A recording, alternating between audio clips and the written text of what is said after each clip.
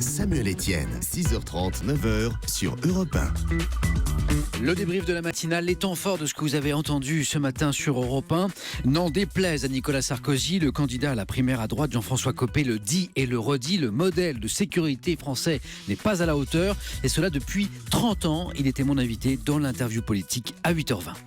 Nicolas Sarkozy a toujours beaucoup de mal à supporter qu'on ne soit pas tout à fait d'accord avec lui, et c'est dommage parce que ce sont des débats qui sont pour l'avenir. Qu'est-ce que j'ai voulu dire ? Bien sûr que la gauche et la droite c'est pas pareil, tout le monde sait très bien que depuis 2012 la situation est extrêmement mauvaise depuis que M. Hollande est président de la République, mais on peut pas non plus oublier que nous avons été battus à l'élection présidentielle en 2012, qu'il y a derrière tout cela, de la part des Français, un procès qui est fait au parti de gouvernement, que ce soit le PS mais que ce soit aussi les Républicains, en absence de résultats. Il faut donc changer de modèle.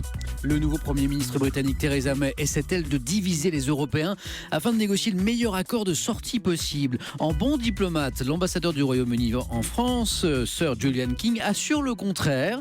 Il était mon invité à 7h45 dans l'interview Vérité. Écoutez. Le président Hollande a dit très justement qu'il faut un peu de clarté. Theresa May a essayé d'être claire. Elle a dit qu'on ne va pas lancer les négociations avant le début de l'année prochaine, mais qu'on va utiliser les quelques mois à venir pour s'organiser les négociations, pour qu'elles passent dans le calme, dans l'ordre, sans heurts, parce que c'est dans l'intérêt de tout le monde. C'est dans notre intérêt, mais c'est aussi dans l'intérêt de l'Union européenne et la France, parce que nous quittons l'Union européenne, mais nous restons en Europe.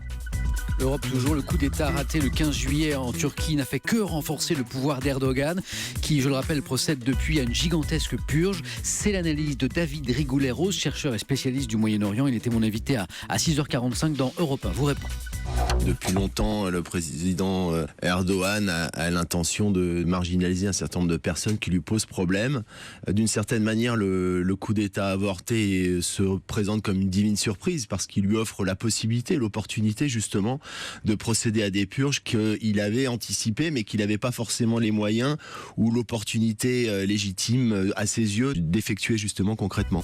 Et puis on l'apprenait hier, l'international français Paul Pogba va retourner à Manchester United contre 120 millions d'euros. Et là, Juventus Turin n'en sera pas le seul bénéficiaire puisque son tout premier club va recevoir une belle somme. Un reportage de Justin Morin, c'était dans le journal de 7h30.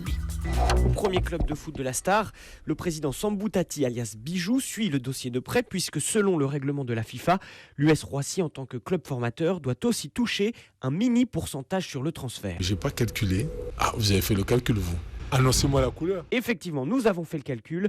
Le club au budget annuel de 60 000 euros devrait en toucher au moins 400 000. Ouh là là, c'est énorme. On a largement de quoi faire. De quoi acheter beaucoup de ballons, beaucoup de chasubles et les 2 nouveaux minibus nécessaires au club. C'était le débrief de la matinale.